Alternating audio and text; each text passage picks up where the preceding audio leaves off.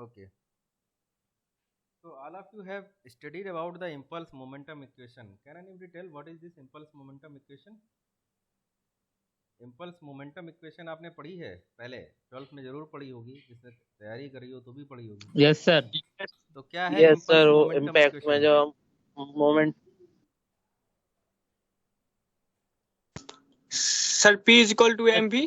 हाँ, तो that is the momentum. Change in momentum sir, जो सर I वो want the m1 relation. m1 I want the yes relation between impulse and momentum. Both are the sir different things. मतलब Impulse is a different thing. Momentum is a different thing. So I want the relation between the impulse and momentum. Impulse momentum equation. Momentum sir conservation भी पढ़ा होगा आपने। हाँ बताइए sir. Impulse से sir वो force होता है change with change in time, और सर फोर्स जो होता है वो मोमेंट चेंज इन मोमेंटम होता है सर। चलो और कोई?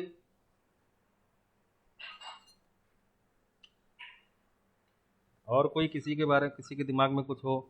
सर वैसे तो sir sir delta P equal to M, sir delta V होता है सर वैसे तो P equal to M V. आप सब लोग बेटा मोमेंटम की इक्वेशन बता दो। चलो अच्छा, चले पहले दोनों को अलग अलग डिस्कस करते हैं। Now tell me what is impulse. Impulse क्या चीज है? जस्ट इम्पल्स के बारे में बताओ क्या है। Sir force applied for a certain time F upon T। हाँ, F upon Yes, T sir। नहीं होता है, एफ डेल्टा टी या एफ डी टी कहते हैं। जैसे बहुत ही स्मॉल टाइम के लिए आपको ये फोर्स लगा रहे हैं। एक मिनट बेटा, फोन आ रहा है, जो होल्ड करना।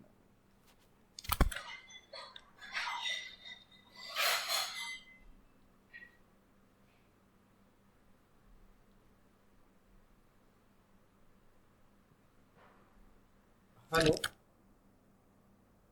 Hello hello hello hello hello.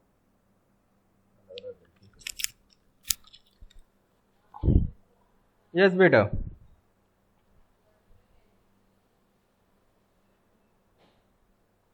तो इम्पल्स जो है, am I audible? Yes yes sir. Okay good. तो इम्पल्स जो है दैट इज फोर्स को आप काफ़ी स्मॉल टाइम के लिए कहीं पे अप्लाई कर रहे हैं, तो फोर्स और टाइम का multiplication is called impulse.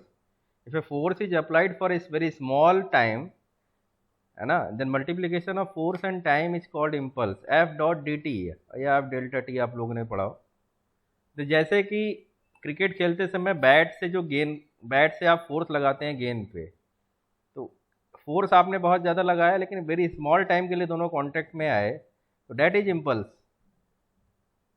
Okay, ना impulse is clear? Yes. Okay, now what is momentum? Momentum के बारे में बताओ, व्हाट इज दिस?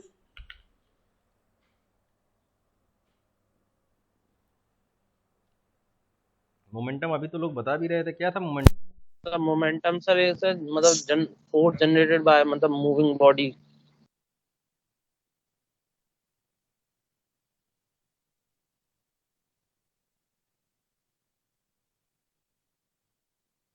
सर कोई भी सर बॉडी जो सर मोशन से जनरेट करती है तो उसी मोमेंटम सर कहेंगे जब सर फोर्स अप्लाइड करते हैं।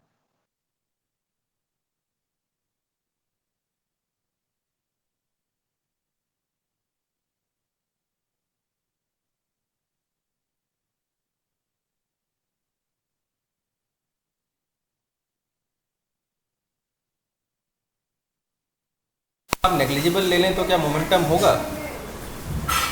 मैं कह रहा हूँ मास नेग्लिजिबल है। क्या सर? हैं? No sir. No no sir. इसीलिए मैं कह रहा हूँ मास और वेलोसिटी दोनों ही नेग्लिजिबल है। तो मास अगर आप नेग्लिजिबल ले लेंगे और वेलोसिटी बहुत ज़्यादा कह रहे हो पार्टिकल की, तो आई थिंक तो उसका कोई मतलब नहीं है। ठीक है, ऐसे ही वेलोसिटी बहुत कम हो, नेग्लिजिबल हो, और मास कितना भी हो तो भी उसका कोई मतलब नहीं है मोमेंटम का। तो मोमेंटम के लिए दोनों चीज़ें होना बहुत ज़रूरी है, मास भी चाहिए और वेलोसिटी भी चाहिए।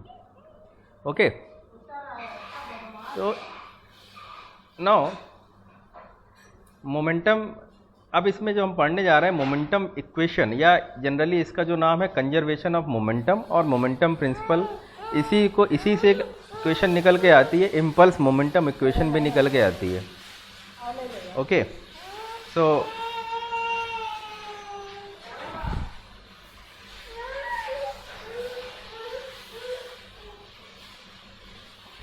यहाँ तक बेटा जो मैंने बोला वो आपकी समझ में आया? Yes sir. सर एक बार Yes, इम्पल्स बता दो। इम्पल्स बता दें। ओके, देखो भाई, इम्पल्स है कोई काफ़ी हैवी फोर्स काफ़ी स्मॉल टाइम के लिए कहीं पे अप्लाई होता है, तो फोर्स और टाइम का जो मल्टीप्लिकेशन है that is called impulse, that is F D T. F into D T का मतलब वेरी स्मॉल टाइम, तो F into D T is called impulse. Okay, now impulse is clear? Yes sir. Okay, so now yes sir. हम अभी momentum equation की बात करने जा रहे हैं। इस मोमेंटम इक्वेशन की हेल्प से फिर हम फाइंड आउट करेंगे बेंड, जैसे पाइप है कहीं पे बेंड हो रहा है कहीं पे हो रहा है, तो उसमें हम फोर्स फाइंड आउट करेंगे। ठीक है, तो because so this momentum equation how we find out, let's see this. Let's suppose there is a mass, कोई फ्लूइड है उसका मास m है, ठीक है, और वो a एक्सीलरेशन से फ्लो कर रहा है। कोई एक फ्लूइड हमने ले लिया, एलिमेंट, फ्लूइड का एलिमेंट ले लिया, उसका मास m है, वो a एक्सीलरेशन से अगर फ्लो कर रहा है तो उस पर फोर्स जो लग रहा होगा that will be m into a from the Newton second law, that you know, ये आप अच्छी तरह जानते हैं। Okay, now this a can be written as dv by dt, a equal to dv by dt. Now put it here, you will find out f equal to m dv by dt. Now this comes out m into dv by dt. Now if m, because m is a constant term, m will be in 5, 10, 11, 12 or something, है ना, m is a constant term, so that can be comes out inside this differentiation, so we can write like dmv by dt. So now this mv is the momentum. Okay, so now it can be written like this, f equal to dmv by dt. If you take it dt here, so this will be become f dt equal to dmv. What is the meaning? It means that impulse equal to the change in momentum. Impulse equal to the change in momentum. Are you able to see this better? Yes sir. So Yes, sir. Yes sir. है ना, this is the momentum principle, that if you apply a impulse, ठीक है ना, that will change the momentum, यानी which is known as the impulse momentum equation that I told. Say that the impulse of a force acting on a fluid of mass m in a short interval time dt is equal to the change of momentum in the direction of force. Okay, अगर कहीं पे impulse आप apply कर रहे हैं तो इसका मतलब है कि that will be the impulse equal to the change in the momentum. तभी आप मोमेंटम कंजर्वेशन आप देखिए लगाते हैं, जो लगाते हैं क्या लगाते हैं, क्योंकि वहाँ जैसे कि लेट सपोज आपने कोई मोमेंटम कंजर्वेशन लगाया तो लग कर तो एक पहले before impact momentum equal to after impact momentum, है ना। क्यों कर रहे हो ऐसा? बिकॉज वहाँ पे आप कोई इम्पल्स नहीं था, ठीक है ना, कोई इम्पल्स नहीं था, इसलिए मोमेंटम कंजर्व था, यानी कि इम्पल्स के पहले जो मोमेंटम है that will also be remain after the impulse. तो आप m1 u1 plus m2 u2 equal to m1 v1 plus m2 v2 लिखते हो, तो that comes from here, that called conservation of momentum. Conservation of momentum का मतलब यही है कि अगर कोई इम्पल्स नहीं है, इम्पल्स अगर जीरो है, then momentum will be conserve. Okay, अब जैसे यहाँ पे एफ डॉट डी टी है, एफ डॉट डी टी अगर आप जीरो कर देंगे तो क्या होगा, डी एम वी जीरो, यानी कि change in momentum is zero. इसका मतलब अगर जो पहले मोमेंटम होगा वही मोमेंटम बाद में होगा। That is called impulse momentum equation और conservation of momentum. Is that clear बेटा? यस सभी को? Yes, sir. किसी को अगर अभी कोई हो तो पूछे, क्योंकि ये मैकेनिक्स से रिलेटेड है और अच्छा टर्म है, अगर ये आपको समझ में आ जाए तो बहुत अच्छी बात है ये।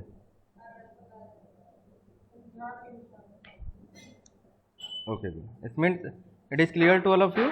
यहाँ तक? Yes, sir. Okay. Yes, sir. Okay. So now we come to the as I was talking about that force exerted by a flowing fluid on a pipe bend. अब कोई एक पाइप बेंड है या कोई बेंड है pipe, अब हमें उसमें देखना है कि क्या कैसे फोर्स हम कैसे फाइंड आउट करेंगे, ठीक है ना, किसी सेक्शन पे, that will be find out with the help of this impulse momentum equation. Am I voice clear बेटा? Am I audible? कुछ डिस्टर्बेंस आ रहा है क्या? No sir. Yes, No, sir. sir. Clear, sir. Okay okay good.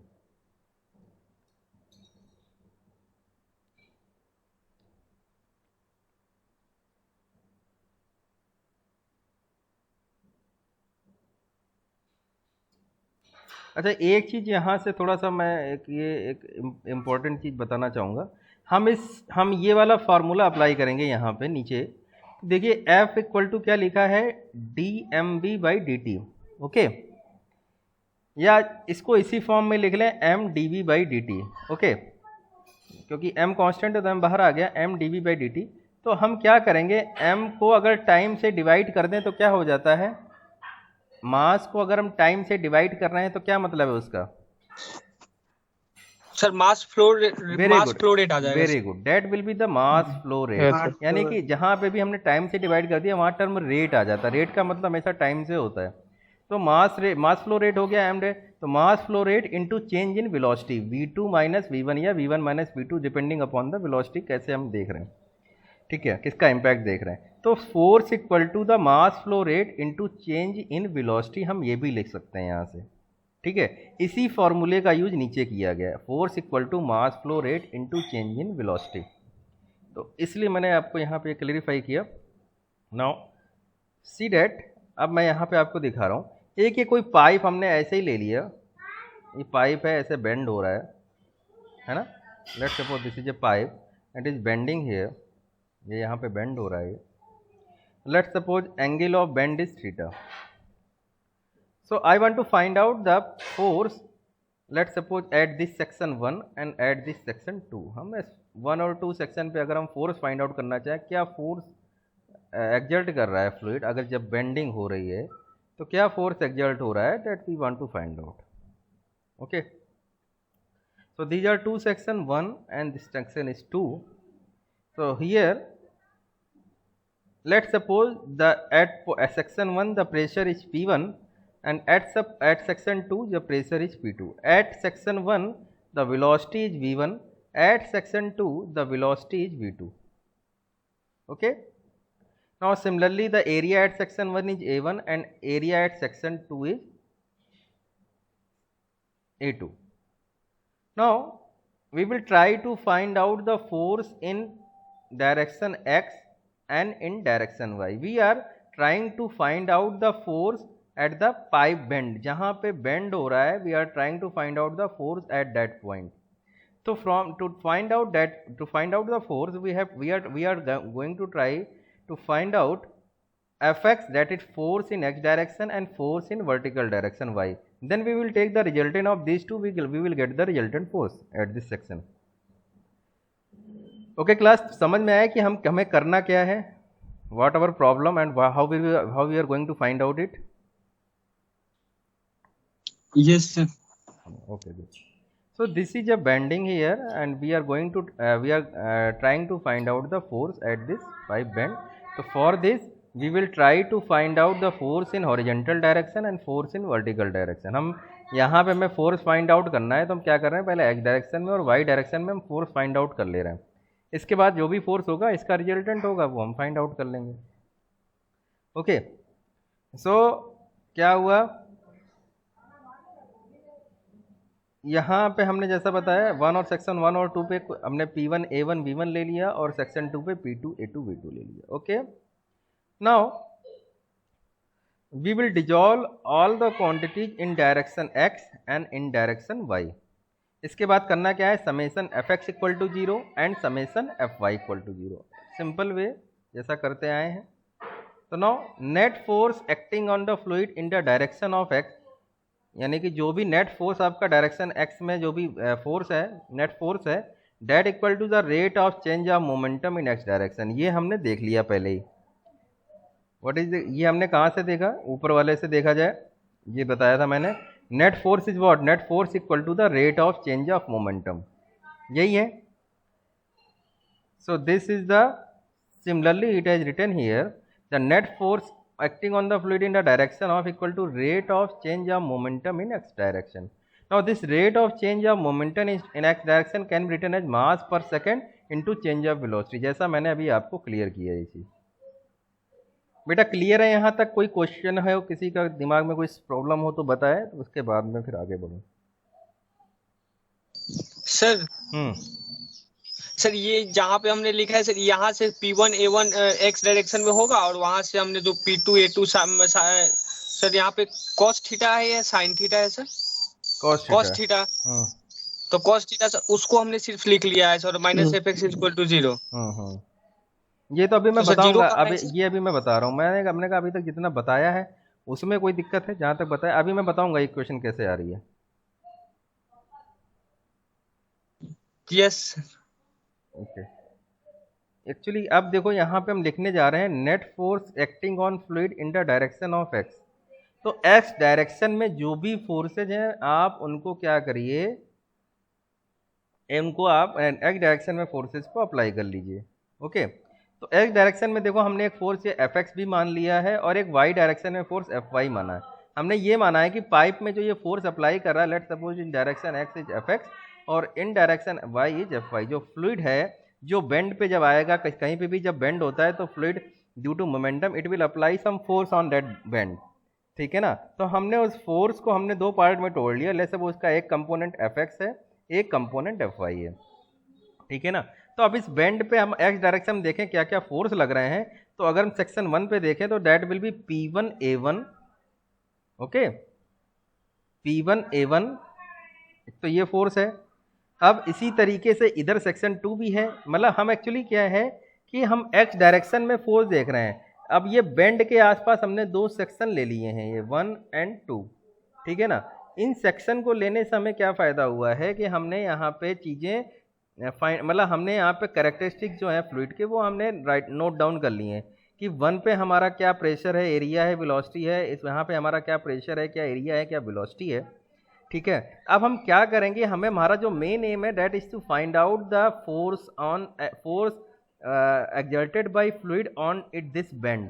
इस bend पर कितना force apply हो रहा है, क्योंकि जब आप डिजाइन करेंगे किसी पाइप का, लेट सपोज आपने वहाँ पे कहीं पे 90 डिग्री अगर आपको बेंड देना है, जैसे करते भी हैं, फ्लो आ रहा है, अब वो फ्लो वहाँ पे फ्लूइड उस 90 डिग्री बेंड पे कितना फोर्स एक्सर्ट करेगा, आपको कैसा मटेरियल चाहिए, ठीक है ना, कितनी स्ट्रेस जनरेट होगी, डेट वो आपको फाइंड आउट करना है कि फोर्स कितना आ रहा है वहाँ पे अगर आपको डिजाइन करना है।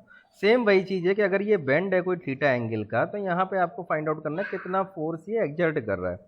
तो उस फोर्स को फाइंड आउट करने के लिए हमने पास में दो सेक्शन लिए हैं। ये इस सेक्शन पे हमने कुछ कैरेक्टरिस्टिक्स लिए हैं, इस सेक्शन पे कुछ कैरेक्टरिस्टिक्स हैं, ठीक है। अब हमने क्या किया कि सभी फोर्सेस को एक्स डायरेक्शन में डिजॉल्व कर दिया और जो भी फोर्सेज हैं उनको वाई डायरेक्शन में डिवाइड कर दिया।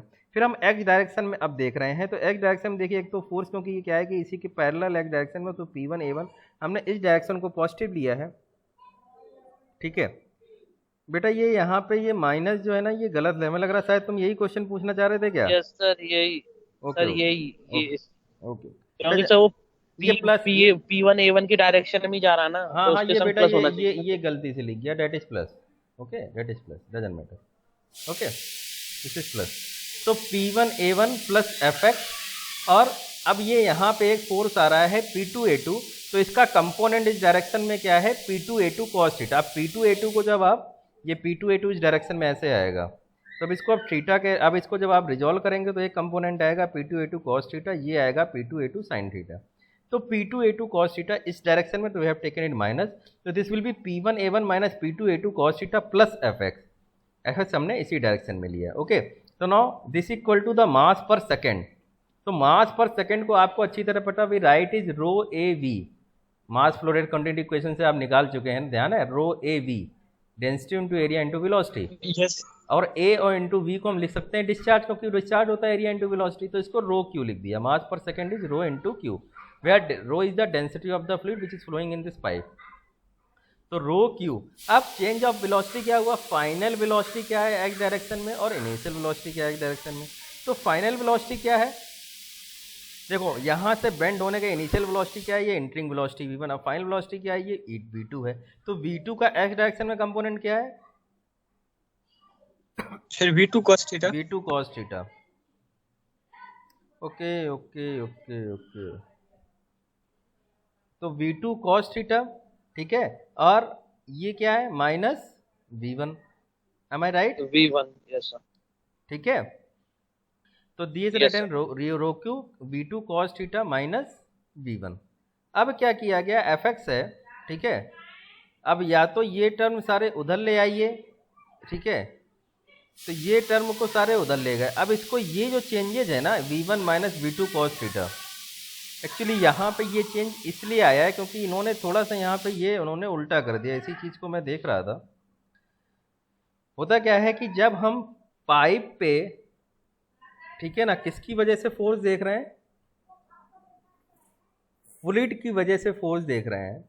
जब हम पाइप पे फ्लूइड की वजह से फोर्स देख रहे हैं, ठीक है, तो हम बात करेंगे जो इनिशियल वेलोसिटी होगी। यहाँ पे एक्चुअली होना ये चाहिए था कि इनिशियल वेलोसिटी की डायरेक्शन है, क्योंकि चेंज इन वेलोसिटी क्या हुआ है, क्योंकि हम फ्लूइड के द्वारा फोर्स देख रहे हैं कितना इस पाइप पे एक्सर्ट हुआ। जब फ्लूइड के द्वारा हम फोर्स एक्सर्ट देख रहे हैं, तो अगर हम फ्लूइड की बात कर रहे हैं तो सबसे पहले फ्लूइड की initial velocity minus final velocity होना चाहिए यहाँ पे।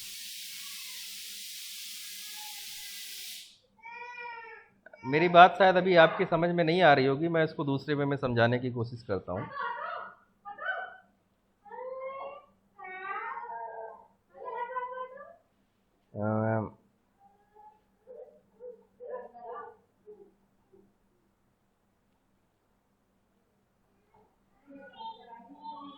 सर हाँ सर जो वेलोसिटी है सर, वो पहला तो प्रेशर सर वो P1 ज्यादा है P2 से सर, तो इसका मतलब हुआ कि V2 ज्यादा होगा V1 से। तो V1 माइनस V2 तो होगा नहीं सर, V2 माइनस ही V1 होगा, क्योंकि एरिया भी कम है सर। नहीं बेटा, ये फर्क नहीं पड़ता। आप इस तरीके से नहीं निकालते कि सर पहले क्या होगा माइनस क्या होगा या ज़्यादा क्या होगा।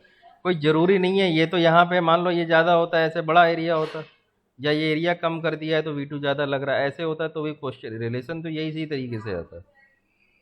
इसका सर बट तरीका सर ये नहीं है। देखो इसका तरीका क्या है बेटा कि थोड़ा सा आप मेरी बात समझने की कोशिश करो। जैसे हम किसी बॉडी के ऊपर मैं जैसे गेंद को दीवार पे मार रहा हूँ, ठीक है ना, तो मोमेंटम में दोनों में ही चेंज हो रहा है। दीवार पे ना मारना कहना चाहिए। लेट सपोज मैं किसी ऐसे मूवमेंट, जैसे लेट सपोज किसी खिलौने पे मैं गेंद मार रहा हूँ, तो खिलौना भी मूव करेगा और गेंद जो है अपनी काइनेटिक एनर्जी कुछ उसको देगी, कुछ काइनेटिक एनर्जी की लॉस हो जाएगी, तो कुछ खिलौना मूव करेगा, कुछ गेंद वापस भी आएगी। तो मैं ये कहना चाह रहा हूँ कि चेंज इन मोमेंटम की अगर बात करें, या गेंद ने क्या कहते हैं, गेंद ने खिलौने के ऊपर कितना फोर्स लगाया, तो अगर गेंद ने खिलौने के ऊपर कितना फोर्स लगाया अगर हम गेंद के द्वारा देख रहे हैं तो we will write initial velocity minus final velocity. लेकिन अगर हम खिलौने के ऊपर देख रहे हैं कि खिलौने के ऊपर गेंद ने कितना, खिलौने की बात कर रहे हैं, तो खिलौने के लिए final velocity minus initial velocity लिखा जाएगा। मैं ये कहना चाह रहा हूँ। आप मेरी बात समझे कि नहीं समझे? क्योंकि सर खिलौने पे तो गेन हुआ है ना सर, खिलौने हाँ, पे तो खिलौने पॉजिटिव में पे चेंज इन इम्पैक्ट वेलोसिटी हुआ है, हुई है, और गेन, यस क्योंकि सर, और उसमें क्योंकि पहले उसका गेंद पर मोमेंटम जीरो नेगेटिव था। में वेलोसिटी चेंज हुई है। हाँ, क्योंकि पहले उसका मोमेंटम जीरो था, बाद में उसका मोमेंटम चेंज हुआ। लेकिन यस सर, गेंद में क्या था, पहले से ही मोमेंटम है, तो उसके चेंज इन मोमेंटम में क्या होगा, जो उसका इनिशियल मोमेंटम है, इसके बाद मोमेंटम में क्या चेंज हो, माइनस फाइनल मोमेंटम। ओके, तो ये यहाँ पे लिखने में जो दिक्कत इन्होंने करी वो यही करी है। एक तो यहाँ पे माइनस लगा के इन्होंने इस तरीके से किया, ये गलत है। ये यहाँ पे होगा प्लस एफ एक्स, ठीक है, और that is mass per second into change of velocity, initial velocity in the direction of x minus final velocity in the direction of x। Okay, तो ये डायरेक्टली ये फॉर्मूला आ जाता है, F x equal to rho Q v1 minus v2 cos theta plus p1 a1 minus p2 a2 cos theta. अब आप देखिए यहाँ पे एक्चुअली इन्होंने माइनस लिखने का इनका एक वजह ये भी हो सकती है, इन्होंने ये देखा यहाँ पे कि फ्लूइड जो है इस पे फोर्स लगाएगा एफ एक्स, तो पाइप इस पे कितना फोर्स लगाएगा, इसी डायरेक्शन में माइनस एफ एक्स। तो यहाँ पे इन्होंने ये फोर्स लिख दिया इन्होंने किसके द्वारा, रिएक्शन माना है सर, हाँ मतलब इन्होंने रिएक्शन माना, पाइप के द्वारा माना। तब इन्होंने देखा कि पाइप पे कितना फोर्स लग रहा है, तब इन्होंने पाइप वाला केस लिखा है, final velocity in the direction of x minus initial velocity in the direction of x. अगर आप पाइप पे देख रहे हो कि पाइप पे कितना फोर्स लगा रहा है और पाइप के रेस्पेक्ट में लिख रहे हो, तो ये माइनस आएगा और ये इक्वेशन जब सही है। लेकिन अगर आप प्लस लिख रहे हो तो Yes, प्लस sir. लिखने के लिए यहाँ पे आपका इनिशियल वेलोसिटी आएगा माइनस फाइनल वेलोसिटी आएगा। अब आप मेरी बात समझ में आए कि इसमें क्यों इस तरीके से Yes, ये sir. लिखा हुआ, और मैं जो कह रहा हूँ दोनों लगभग सेम चीजें हैं, बस Yes, लिखने sir, का क्योंकि तरीका। सर इसने ऊपर ही बोल रखा है ना, net force acting on fluid. हाँ नेक्स्ट फोर्स एक्टिंग, हाँ यस यस, देखो सर मैंने भी हाँ, ध्यान on नहीं दिया, fluid. गुड यस यस, तुमने ध्यान दिया, बिल्कुल सही बात है। Next force acting on fluid, तो फ्लूइड पे किसके द्वारा, पाइप के द्वारा, ठीक है ना। तो ये इसने पाइप के द्वारा लिया है, तो पाइप के द्वारा इस पर अगर ये एफ एक्स, इसमें फ्लूइड अगर फोर्स ऐड कर रहा है तो पाइप माइनस एफ एक्स करेगा, इसलिए माइनस एफ एक्स किया, और पाइप के रिस्पेक्ट में final velocity minus initial velocity. Good बेटा, गुड पॉइंट आउट, अच्छा पॉइंट आउट तुमने किया ये चीज़। एक्टिंग ऑन फ्लूइड लिखा हुआ है, ये एक्टिंग बाय फ्लूइड अगर होता तो यहाँ प्लस लिख के और यहाँ इनिशियल माइनस फाइनल करते। नाउ एम आई क्लियर बेटा?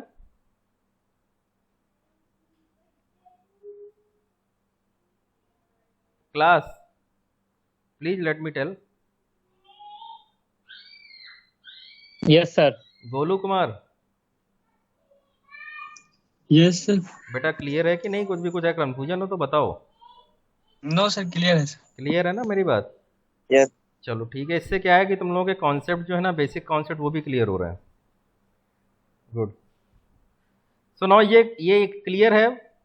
सिमिलरली क्वेश्चन देखिए, सिमिलरली पार्ट कैसे लिखा गया है, वाई डायरेक्शन के लिए, सिमिलरली वाई डायरेक्शन के लिए लिखा गया है। तो अब वाई डायरेक्शन में क्या है कि इसका कंपोनेंट, इसका वाला फोर्स का तो जीरो हो गया, तो वो जीरो हो गया। P2 A2 का कंपोनेंट नीचे की तरफ आएगा, वाई के नीचे, डायरेक्शन के नीचे, तो minus P2 A2 sine theta, ठीक है। क्योंकि हमने ऊपर के डायरेक्शन को पॉजिटिव लिया, सेम वही है, पाइप के द्वारा देखा जा रहा है, तो एफ वाई अगर ये, तो इसकी रिएक्शन नीचे की तरफ होगी, तो माइनस एफ वाई, और रो क्यू पाइप के द्वारा फाइनल वेलोसिटी माइनस पाइप की इनिशियल वेलोसिटी, पाइप की फाइनल वेलोसिटी है V2 cos theta, V2 sin theta minus zero. Same उसी टाइप से लिखा गया। इट एट क्लियर बेटा यहाँ तक class? Yes, sir. So now Fy comes out rho q minus V2 sin theta minus P2 A2 sin theta. So now the resultant force is under root fx square plus Fy square, और ये जो भी है। So this is a way to find out the force on pipe bend. Okay class? Yes, sir. So now there is some numerical on this, so we try to do this, तो और थोड़ा सा चीजें clear हो जाएंगी। Now a 45-degree reducing bend is connected in a pipeline. The diameters at the inlet and outlet of the bend being 600 mm and 300 mm respectively. Find the force exerted by water on the bend if the intensity of pressure at the inlet to the bend is this and rate of flow of water is 600 liter per second. क्या है, एक बार आप लोग पढ़ लो, आपको 1 minute का time दे रहा हूँ, पढ़ लीजिए इसको अच्छी तरीके से, देन मैं अपने वर्ड में इसको समझाता हूँ। पढ़ लीजिए बेटा।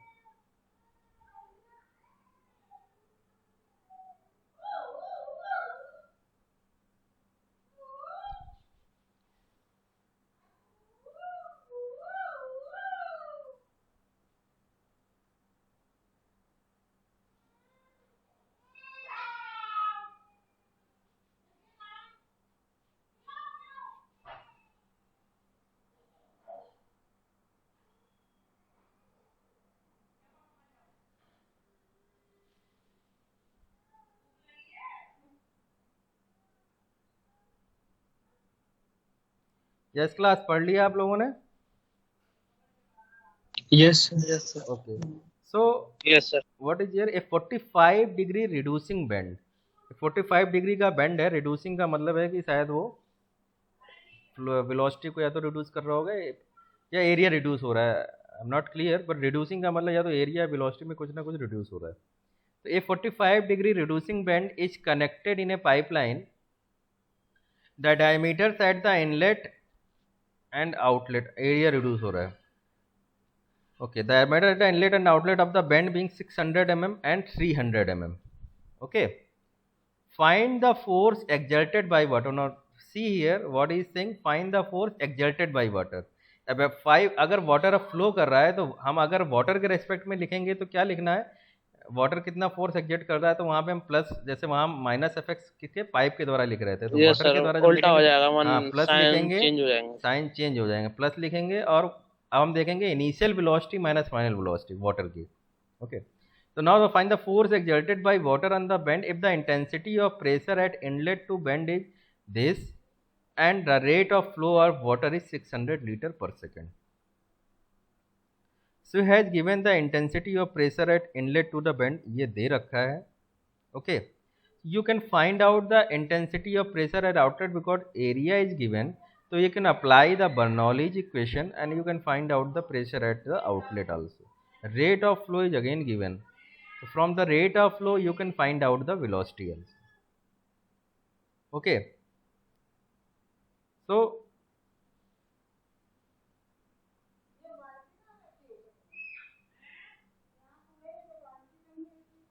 let's see the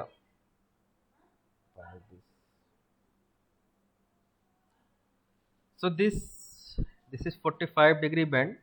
This is actually directly इसमें हालांकि आप फार्मूला अप्लाई कर सकते हो, फार्मूला अप्लाई किया गया होगा यहाँ पे भी देखता हूँ. Section 1 section 2, this is again P1 A1 here, this is P2 A2 here. Here the velocity V1, that is velocity V2.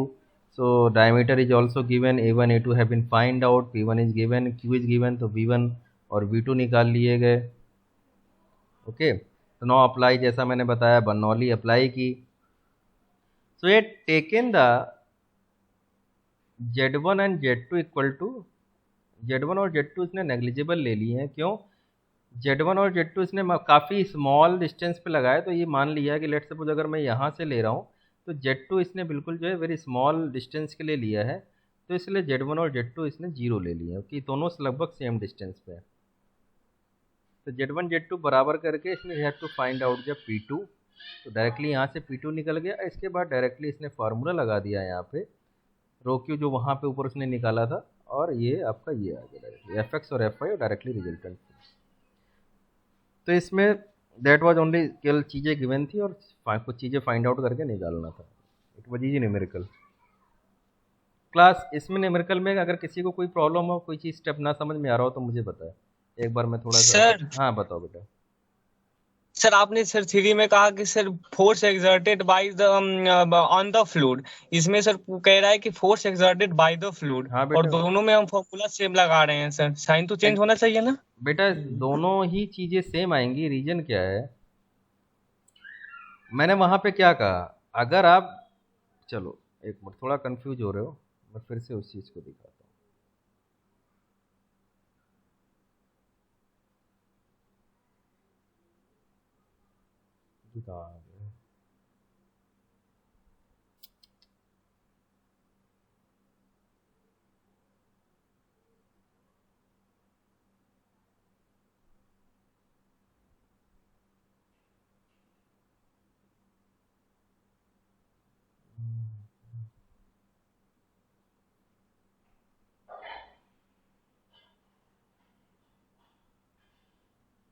कितना पेज था बेटा, ध्यान है आप लोगों को? क्या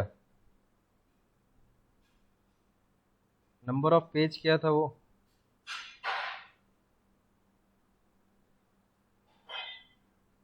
सर? पेज नंबर लगभग सर 6.8 सर वो टॉपिक था सर. 6.8.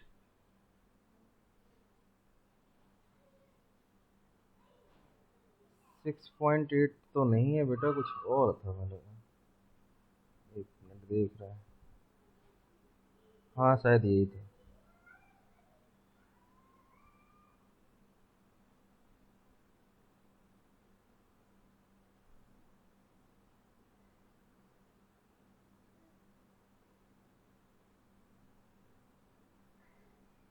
यस सर, यही है सर. देखो यहाँ पे क्या है, कंफ्यूज तो हो रहे हो. देखो दोनों से फोर्स तो सेम आएगा बेटा। फोर्स चाहे आप पाइप पे गेंद के द्वारा देखें, ठीक है, या गेंद ने पाइप पे कितना लगाया या पाइप ने गेंद पे कितना लगाया है, दोनों फोर्स तो बेटा सेम होंगे। बस क्या चीज चेंज हो रही है, प्लस माइनस का चेंज हो रहा है। जैसे यस सर, मैंने गेंद को डायरेक्शन चेंज हो दीवार, जाएगी हाँ ना बस। गेंद को दीवार पे अगर मैंने मारा तो क्या होगा कि गेंद ने दीवार पे जितना फोर्स लगाया उतना ही दीवार ने गेंद पे फोर्स लगाया। यहाँ पे देखो इन्होंने क्या सर किया, हाँ बताओ। सर आपने सर उसमें जो सर समझाए थे, आप लोगों ने खिलौने की कहे थे सर, यदि खिलौना उतना ही फोर्स लगा देता सर, तो फिर वो खिलौना मूव ही नहीं कर पाता सर। उस सेंस में आपने उसका एग्जांपल दिया था सर, वो तो कम लगाया इसीलिए तो दोनों मूव किए। मैं तुम्हारी बात नहीं समझ में आया, मैं समझ नहीं पाया। सर आपने सर एक टॉय के एग्जांपल्स लिए थे कि उस पे मैं मारता हूँ, तो सर उसमें तो सर जब जब टॉय देखो सर उतना अगर फोर्स एग्जर्ट अगर कर अगर देता तो मेरे फिर वो मूव कैसे करता? ओके ओके ओके, चलो उस चीज़ का मैं जवाब देता हूँ। पहले तुम्हारे इस क्वेश्चन का जवाब दे लूँ जो ये है, फिर उसका जवाब मैं देता हूँ। ओके, अभी ये चीज़ तो मेरी बात समझ में आ रही है। अभी तो आप ये मान के चलो कि जितना फोर्स अगर गेंद ने दीवार पे लगा उतना ही दीवार गेंद पे लगा रही है, यस। तो दीवार मूव नहीं कर रही है ना यहाँ पे। No sir. लेकिन गेंद क्या उसी वेलोसिटी से आ रही है जितनी वेलोसिटी से आप फेंक रहे हो। No sir. Why? Sir lose के सर कुछ अपनी एनर्जी सर कुछ वाइब्रेशन के फॉर्म में दीवार को लूज करेगा सर, दीवार वाइब्रेट करेगा उस समय। दीवार वाइब्रेट करेगा, कुछ एनर्जी, इसका मतलब कुछ एनर्जी लूज हो जाएगी actually. Yes. That is called not perfectly impact नहीं है ये, है ना, परफेक्टली इलास्टिक इम्पैक्ट नहीं है, this is inelastic impact. Yes. Yes sir. Okay, तो तुम जो बात कर रहे हो वो बात हमने ना जो प्रैक्टिकली जो तुम बात करो that is inelastic impact, not a elastic impact. अगर वो इलास्टिक इम्पैक्ट होता, ठीक है, तो क्या होता कि गेंद अपनी सारी एनर्जी या तो उसको दे देती है, गेंद वहीं रुक जाती और उसी वेलोसिटी से खिलौना आगे बढ़ जाता। अगर अगर खिलौना खिलौना अगर या तो खिलौना अगर खिलौना नहीं बढ़ रहा है आगे, खिलौना वहीं रहता, वो गेंद उसी वेलोसिटी से बैक लौट आती। लेकिन हो क्या रहा है, because that is inelastic impact, due to that क्या हो रहा है, कुछ एनर्जी लॉस हो रही है, तो कुछ कम वेलोसिटी से गेंद पीछे आ रही है और कुछ वेलोसिटी से वो मूव कर जा रहा है। No, am I clear? That is inelastic collision, not an elastic collision. Elastic collision में क्या होता है कि जो भी एनर्जी वो देता है वो एनर्जी कंजर्व्ड होती है, एनर्जी जो है आपकी लूज नहीं होती। यहाँ एनर्जी लूज हो रही है, यहाँ फ्रिक्शन भी है, कई चीजें हैं।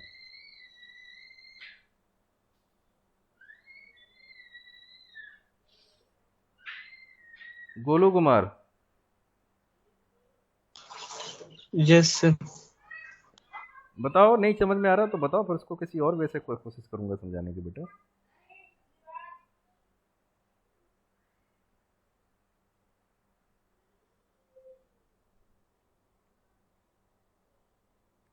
अगर आप इसी तरीके से बात करो तो मेरे एक क्वेश्चन का जवाब दो कि वो घोड़ा गाड़ी आपने देखा होगा, घोड़ा अगर गाड़ी के ऊपर फोर्स लगा रहा है तो गाड़ी भी घोड़े के ऊपर फोर्स लगा रही है, तो घोड़ा गाड़ी आगे कैसे बढ़ रही है बताइए।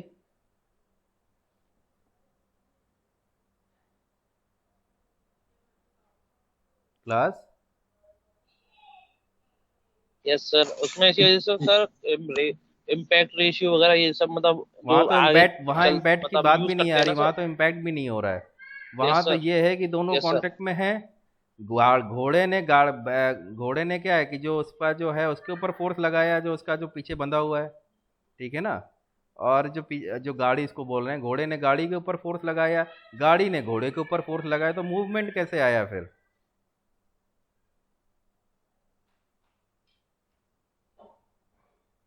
मूवमेंट ऐसा है कि सर क्योंकि जो सर गाड़ी घोड़े ने में घोड़े ज्यादा पे फोर्स लगा रही है लगाया वो सर। मतलब सफिशिएंट नहीं, मतलब वो सर कम है घोड़ा सर ज्यादा उससे। फोर्स लगा रहा है। चलो, इस क्वेश्चन का जवाब आप लोग ढूंढिएगा। अगर इस क्वेश्चन का जवाब आप लोग ढूंढ लेंगे तो फिर आपको जो मैं बता रहा हूँ ये चीज़ भी और अच्छी तरह क्लियर हो जाएगी। नहीं होगा तो नेक्स्ट में बताऊंगा। अब मेरी बात गोलू समझ में आ रही है तुम्हारे, जो मैं कहना चाह रहा हूँ? सर नेट चला गया था सर उसमें सर, वो तो क्लियर है सर कि यदि फ्लूइड उस पे लगाएगा सर जितना फोर्स उतना वो उस पे भी लगाएगा तो सर, उतने जितना लगाएगा। वो केवल डायरेक्शन की बात होगी। यस अगर मैं यहाँ पे प्लस ले लूंगा तो क्या होगा, ये यहाँ पे ये इक्वेशन भी चेंज हो जाएगी बेटा, initial velocity minus final velocity, equation यही आ जाएगी, सेम फॉर्मूला यही आएगा। लेकिन अगर मैं पाइप के द्वारा देखूंगा तो यहाँ माइनस हो जाएगा और चीजें, ये हम यहाँ मान रहे हैं that is an elastic collision, energy में कहीं भी लॉस नहीं हो रहा है। मेरी बात समझ रहे हो बेटा? ये इसलिए यस इसलिए इक्वेशन यहाँ पे सेम आएगी। अगर एनर्जी में इन इलास्टिक कोलिजन है तो फिर चीजें चेंज हो जाती। ओके, तुम यही तो कह रहे हो कि मैंने अगर उससे गेंद को अगर खिलौने को मारा तो क्या हुआ, खिलौना मूव करने लगा, यही तो कह रहे हो। सर आपने जो उस एग्जाम्पल को लेकर समझाए थे ना सर, उस हाँ वो वहां से कंफ्यूजन हो गया कि सर यहाँ पे तो ना वो पाइप मूव करेगा ना कुछ, वहां पे वाटर सिंपली अपनी मूव कर रही है, तो वो सर एग्जाम्पल का कोई मतलब ही नहीं। वहां से आपने कहा कि V2 ज्यादा होगा, वही सर कंफ्यूजन हुआ। अच्छा अच्छा, कोई बात नहीं। वो एक्चुअली मैंने इसलिए कहा कि वो, इसलिए मैंने एग्जाम्पल लिया क्योंकि वो भी एक मोमेंटम का है, दोनों कोरिलेट वैसे हो रहे हैं, वो तुम कंफ्यूज हो रहे हो लेकिन दोनों कोरिलेट इसलिए हो रहे हैं। मैं वहाँ पे ये कहना चाह रहा था बेटा कि अगर हम देख रहे हैं जिसके द्वारा, अगर हम जैसे जिसके द्वारा किसी पे फोर्स लगाया जा रहा है, ठीक है ना, तो अगर हम उसके द्वारा, अगर उसको लेके हम बात करेंगे तो हम चेंज इन मोमेंटम जब लेंगे जिस बॉडी के द्वारा लगाया जा रहा है तो उसका इनिशियल माइनस फाइनल लेते हैं, लेकिन जिस पर लगाया जा रहा है अगर उसके रिस्पेक्ट में बात करेंगे तो हम फाइनल माइनस इनिशियल लेते हैं। मैं बस वहाँ पे ये चीज़ समझाना चाह रहा था, और वो चीज़ यहाँ पे भी वही है कि फ्लूइड आ रहा है, पाइप पे फोर्स लगा रहा है, तो अगर हम फ्लूइड के रिस्पेक्ट में देखेंगे तो उसका इनिशियल माइनस फाइनल लेंगे, अगर हम पाइप के रिस्पेक्ट में देखेंगे तो फाइनल माइनस इनिशियल लेंगे। बस इतना सा कहना चाह रहा था। अब मेरी बात समझ में आई? Yes sir. सभी को बेटा, कोई भी ऐसा जिसको ना समझ में आए तो पूछो, अच्छी चीज़ें हैं और चीज़ें क्लियर होंगी जितना पूछोगे। Class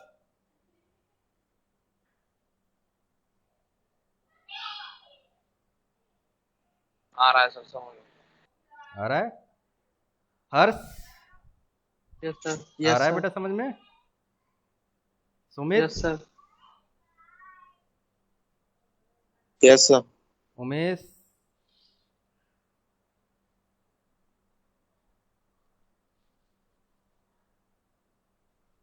Ravikant, yes sir. आ रहा है बेटा समझ में? Yes sir. Yes sir. Yugang, yes sir. आ रहा है बेटा समझ में? बिल्कुल सर। ओके बेटा, ओके। तो नो, ये न्यूमेरिकल अब आपकी समझ में आ गया होगा। न्यूमेरिकल में किसी को कोई यस दिक्कत है? सर। ओके बेटा, ओके। तो नो, आज अपन क्लास यहीं ओवर करते हैं, ठीक है? आज क्लास को यहीं